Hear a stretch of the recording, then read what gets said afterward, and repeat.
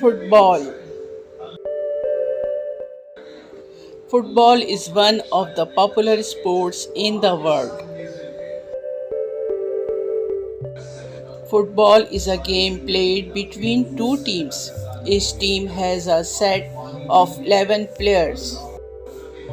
In football, players can only play with foot, legs, and heads, except goalkeeper, who play for each other team. Football game is played in a big field. Football is an outdoor sport. This game is of 90 minutes. There is a referee to control the football game. Each team has to score a goal in this front.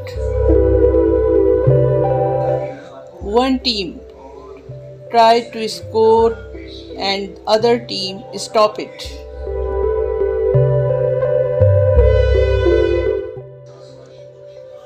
A player stays near the goal. His job is only to protect the goal.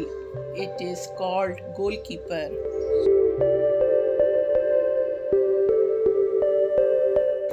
Playing football is a good physical exercise. Sports are very important for the health. Thanks.